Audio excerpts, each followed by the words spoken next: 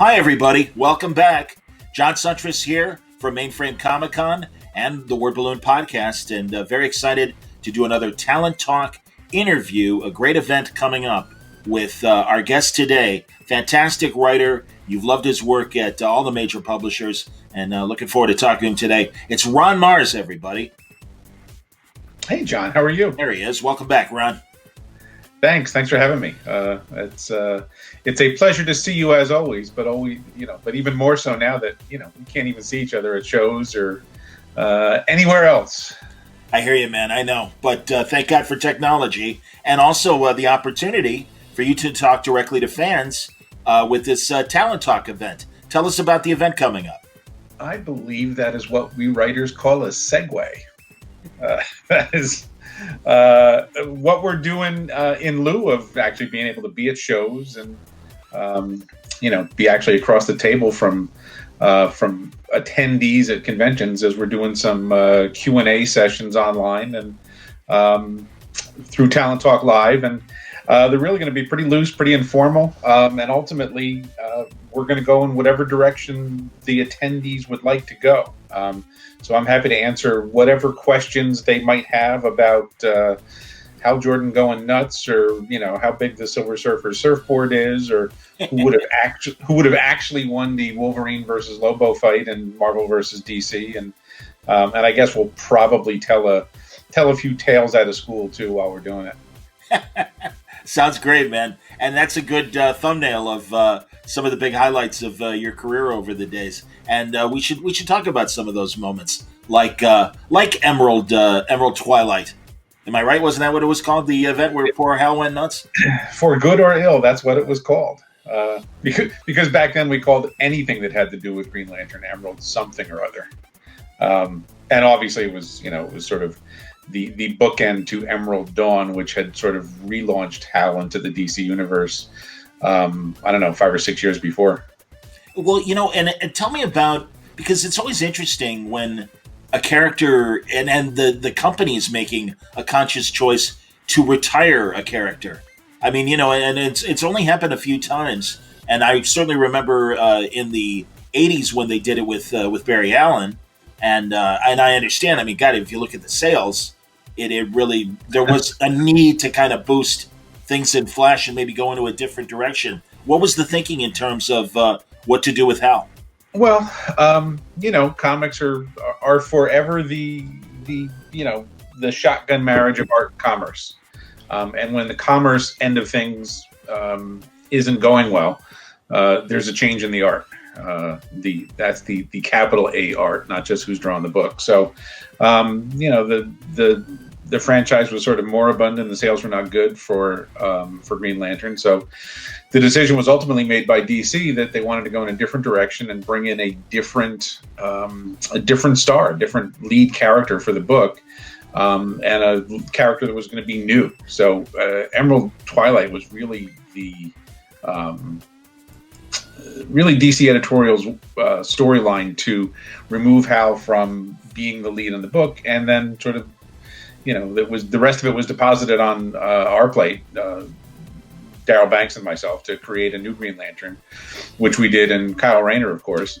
And you have to remember that this is the era in which the death of Superman and the breaking of Batman's back were big deal storylines that were hugely successful.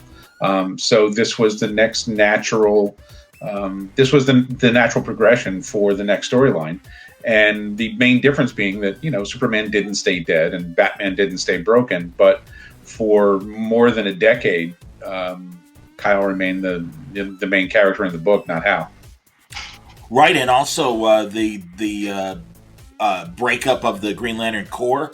I mean, not only was he the new Green Lantern, he was the only Green Lantern, it seemed. And I love that that origin of just being in the alley and the Guardian just handing him a ring and going, "You'll do."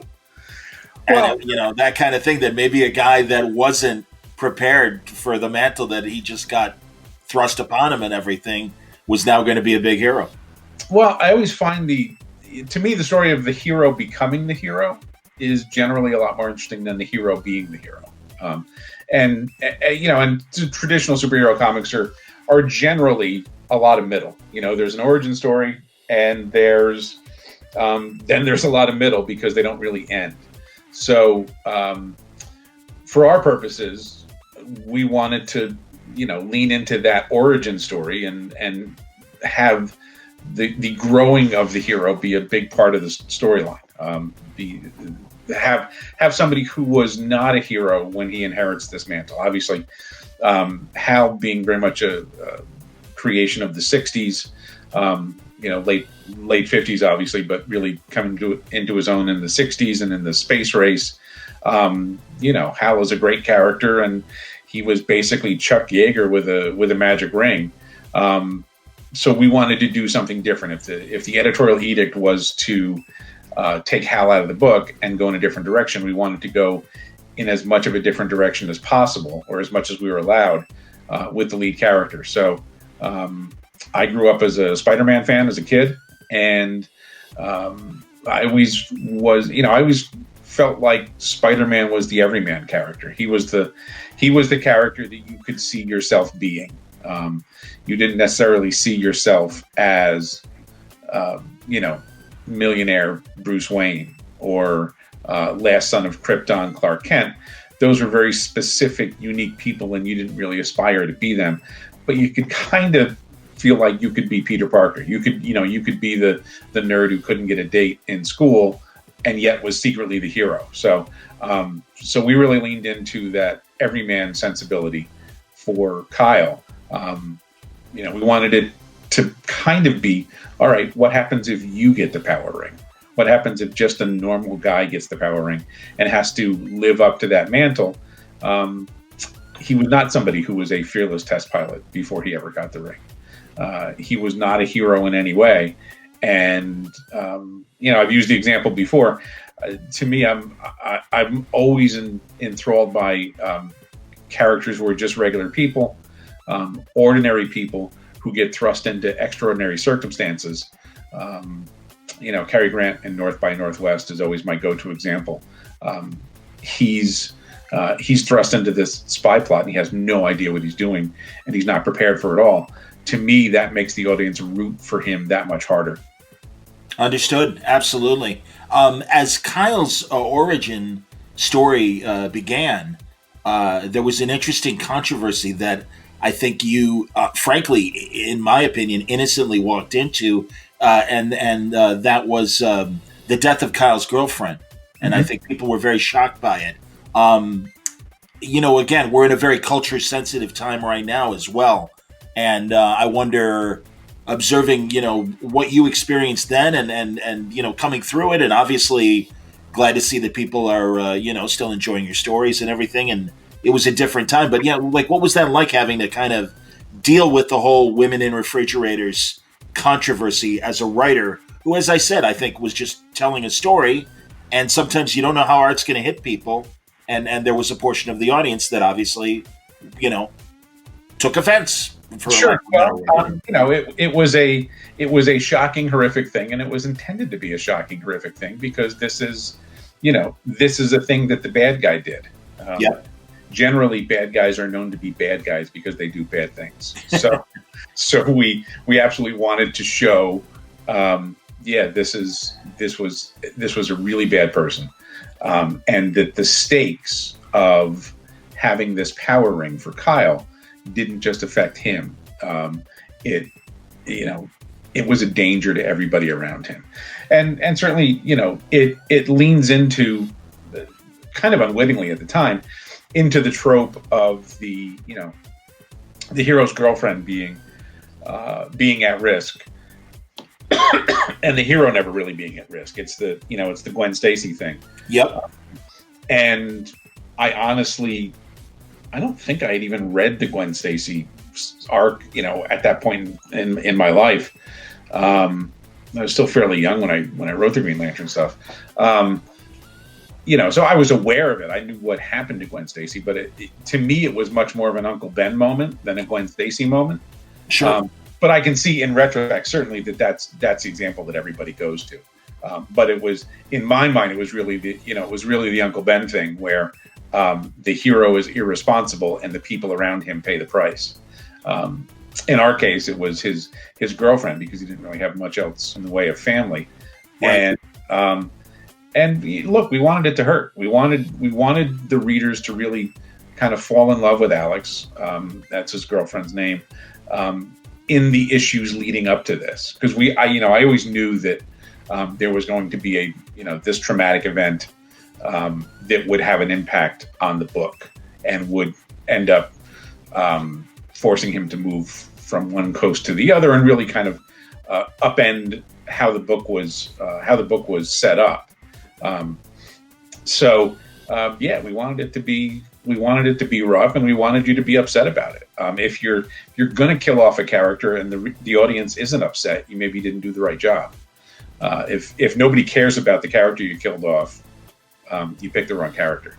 So and then obviously it led to a viable discussion of how particularly female characters are utilized in comics to inflict emotional pain or lead the hero on a more of the hero's journey. And I think part and parcel of that is that by and large, up to that point, really, and up to maybe 20 years ago, the vast number of comic book leads were males. It was still very much a male-oriented fan base and a male-oriented publishing slate. Yes. So the normal stuff that would happen in a book is the supporting cast would be put through the ringer, because you're not going to kill off your main character. Right. Batman's always got to be 39, right? Right. So you're not going to kill off the main character. So if you're going to do stuff that has an emotional impact, you're going to do it to the supporting cast, whether it's a girlfriend or parents or best friend or God forbid, the hero's dog. Understood. And yeah, I always again perceived it as very much a Spider-Man Uncle Ben moment as well. But I think that's probably that's because we're dudes. Exactly. We looked at it as Uncle Ben, and the female readership immediately went to Gwen Stacy, and I think that's a fairly fascinating thing to consider, is that my orientation for that is completely different from somebody else's, and I think at that point in the industry, we were just starting to attract more female readers, which obviously we had needed to do for decades. Just selling comics to half of the population is kind of the dumbest thing we ever did. And obviously I'm thrilled that has to a large extent changed, and that's obviously led to a change in the kind of stories we tell and the kind of creators that are now doing comics. We've gone very much mainstream in that sense. Agreed, and it is interesting to see that the entire industry really did respond, and inclusion really, I think that was kind of the first steps towards more inclusion and more representation in comics. So yeah, I really do think that a good byproduct came from that experience, and certainly you've had your opportunities to write great female characters in the wake of what you did in the Green Lantern stuff. Yeah, I mean, honestly, I tend to actually like writing female characters more than male characters, because I think they're,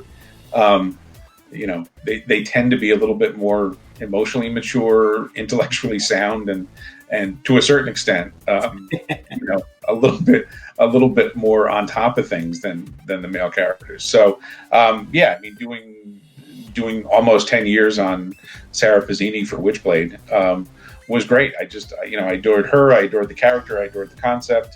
And I'm still very much in favor of, writing female leads at any time I can do it. Very cool. You just wrapped up an event for DC, Endless Winter, that you co-wrote with Andy Lanning. And tell us about that event. That was interesting. It was really, like 9 issues in like 1 month. Pretty fast event. Yeah, it was more. I guess people are saying it's more of an old school event in that it doesn't, it didn't sprawl for 6 months and 60 issues. but it was, it was a fairly contained Justice League crossover. That we had a couple of bookends. We had Endless Winter 1 and the appropriately named Endless Winter 2. And then the storyline went through the Justice League family of titles, or at least a good number of them, in between Superman, Aquaman, Flash, Justice League Dark. We had a Black Adam special. We had a Teen Titans issue. So, so the task really became, okay, what story do we want to tell in this space? We know we've got 9 issues because those were the books selected to take part in the crossover. And then you figure out how you parcel out your story across those 9 issues, and probably I guess a little more than 200 pages. So, wow. As it worked out, Andy and I got to write everything from soup to nuts, which I think made the logistics a lot easier. And it, allowed us to be sort of the central focus on doling out story points and making sure that everything was consistent with, a dozen just amazing artists that took place that took part in the whole thing. So it was a big chunk of work, but these are pandemic times. It's not like we were leaving the house. So we lived endless winter for part of the summer and fall as we got everything in place, and to add to the scheduling issues. Obviously, if you're going to do a crossover that's going to come out in December, and part 1 came out the first week of December, part 9 came out the last week of December, and everything else filled in between. You've got to have your books done even earlier because of holiday printing schedules. So sure. All credit to DC's editorial team, led by Alex Carr in this case, and Andrea Shea, really riding hard on us pretty hard to make sure that everything got done on time, and that all the art teams had pages to work on as soon as they were ready to work on them. And it was a real juggling act to get everything pointed in the right direction, get everything done when it was supposed to be done. But we couldn't be more happy with how it came out. It was just a fun story to do. It's not a crossover that was intended to everything was wrong or change the DC universe. Was that forever? It was just a big fun Justice League story. We planted some seeds within the books that will spool out into 2021. But for the most part, what we wanted to do was give you 200 pages of winter fun that you could unwrap mostly before Christmas. That's great, man. And Andy Lanning, we're used to him co-writing back in the day with guys like Dan Abnett and stuff. I don't know how much team writing you've done, and how did that all play out in terms of writing with Andy? Well, Andy and I have written together before. We did some stuff in Marvel, and then Andy went off and joined Magic Leap, which was a tech startup, and is still in existence. But the focus of the company changed from creative stuff, thanks to the pandemic, thanks to the world economy, changed more towards technical stuff rather than creative stuff right now. So Andy was working for them full time, and when the company downsized and lost, they had to lose about 60% of their staff. Andy and a number of other people were suddenly at loose ends. So Andy and I had co-written a number of projects and comics for Magic Leap over the years. So it wasn't like we weren't working with each other, but it's a lot of stuff that hasn't seen the light of day yet, and now perhaps won't see the light of day. But we were already working together, and we've been friends for 2 decades. So everything just sort of lined up for us to start working together again. And Alex at DC reached out to Andy to say, hey, do you have anything for a winter crossover? And Andy and I had just started talking the week before when he got let go from Magic Leap. So it all sort of, it all sort of dovetailed, and we pitched them the Endless Winter storyline. They liked it, and we just ran with it pretty immediately because there wasn't a whole lot of time to waste. So yeah, I mean, it's huge fun to co-write with Andy, one of my best friends in the world, and we're continuing to do it on stuff that I can't really tell you what it is yet, but it'll be out later in 21. And yeah, it's just a ball. I haven't done a lot of co-writing in my career because I've kind of been more of a lone wolf, just doing my thing. But I think when you find somebody that you click with, and Andy is absolutely a guy that I click with, and we just kick ideas back and forth. It adds to the fun of the whole thing, and also it allows you to get through the grunt work of producing the scripts that much faster. I mean, that's how we got Endless Winter done. Is we were both working on it, and Andy's in London, I'm on the East Coast, so for the most part there was somebody working on the damn things 20 out of 24 hours of the day, so that Andy would be up before me and working, and then we kick stuff around together, and then after he has a pint and goes off to bed, I'm still burning the midnight oil here and getting pages out to DC and California. So it was very much a 24/7 production pipeline. Turned out great, man. I'm also glad that things are going well for you in the creator-owned realm, and I know you're about to embark on volume 2 of one of your stories. Is it Beast of the Black Hand? Beast of the Black Hand, Volume 2, which we kickstarted for Ominous Press last year, and we're actually hoping to have it out last year. But I don't know if you guys noticed, but there was a pandemic and things kind of heard about it. Things kind of veered, so we're a little farther behind than we want to be. And Matt Smith is drawing it, and Matt is a fairly busy fellow these days. And we're working with Paul Harding, who was the creator of the whole concept and the characters and all that.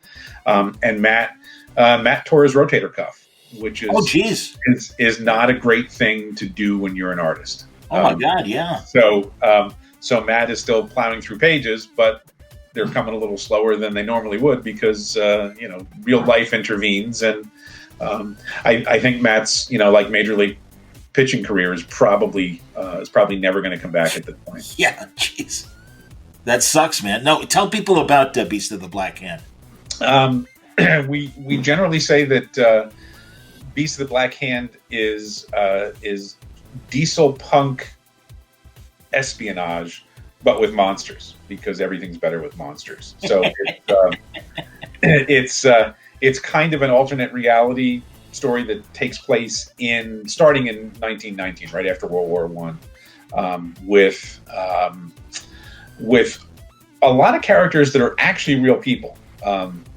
The characters who are the main figures in the story are Oswald Rayner, who was an actual British secret agent and is thought to be the person that actually killed Rasputin at the end. Oh wow! Which is how the first volume of Beast of the Black Hand opens, with as historically accurate and as historically accurate a retelling of Rasputin's death as we could, right down to the room that it happened in. And then of course monsters show up. So Oswald Rayner, and I said to Paul Harding when we started to talk about this, I was like, well, dude, I can't do another character whose last name is Rayner. Like the audience is going to think, oh, that dude can't think of anybody else. That guy can't think of another last name. But it turns out Oswald Rayner is a real person.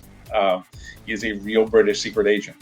His sidekick in the story is a guy named Biffy Dunderdale, who is a real person and who was actually one of the models that Ian Fleming used for James Bond. He's another British agent who was sort of instrumental in the British espionage program between the world wars. Maria Rasputin figures in it. Rasputin himself figures in it. An American war hero named Henry Johnson, who is actually from the area where Paul Harding and I live. or at least spent a good deal of his time here, and who was a Medal of Honor winner. He figures in the story, so it's this historical, semi-historical tale, but with diesel punk technology and monsters. So it's horror, it's espionage, and all sort of from the pen of Matt Smith's shadowy oeuvre. We're more than halfway through the second volume, and Matt should be done hopefully by the end of the month if his rotator cuff holds up, and then we'll get that printed and off to the backers, and then hopefully we're actually, I don't know if we've announced it yet, but we've talked to we have a Ominous Press has a partnership with a publisher that you all know and love now, so some of this material will probably actually come out through that publisher too. Excellent, very good to hear. And yeah, Matt Smith is I love his realistic illustrations, and a great match for you in terms of telling this story.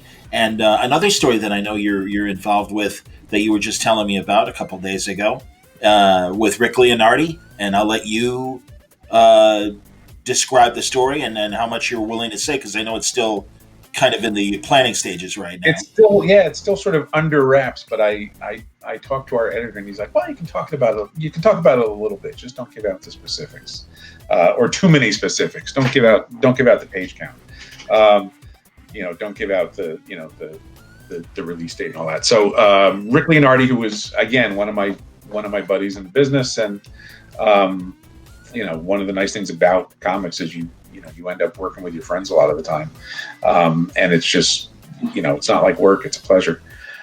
So Rick and I are working on an original graphic novel that should end up about 150 pages by the time we're done, called Blue Angel, which is a concept that Rick had and brought me in to work with him on. And it is kind of a superhero story, but there's no costumes, there's no sort of overt trappings of traditional superheroes. The story is set during the Gulf War conflicts in the 90s and early 2000s. So Gulf War, Afghanistan. So it's the story of a woman who ends up finding out that she has gravity powers and can affect gravity, can cancel gravity, can so she can lift things, she can fly, she can do anything that gravity would affect. Her name is Angela Azul, and so the story is called Blue Angel, and the majority of it is set on an aircraft carrier in the Gulf. And wow!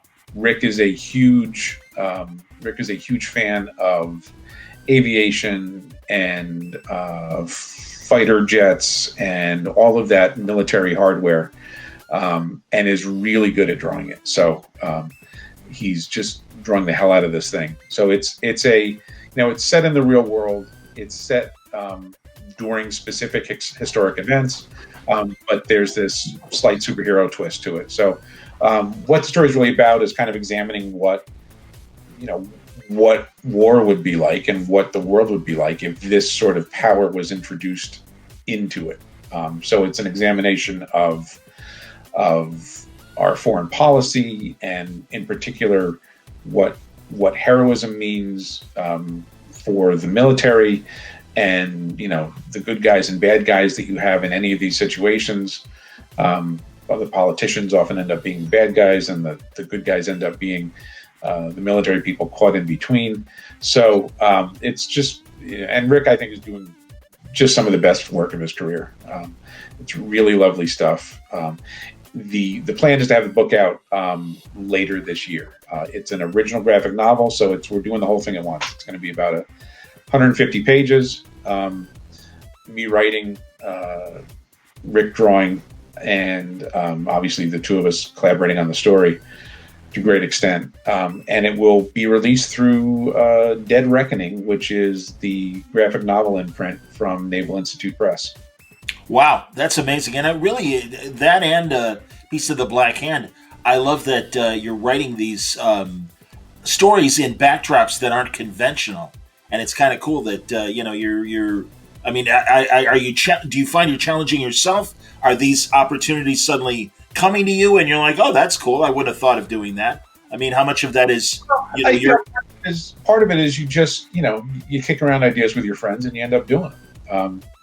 Rick and I have another thing lined up afterwards that we'll end up doing that's completely unlike this. So, but that's one of the beauties of comics is that you can tell any kind of stories in this medium, and historical, superhero, science fiction, horror, whatever you want to do, you can do.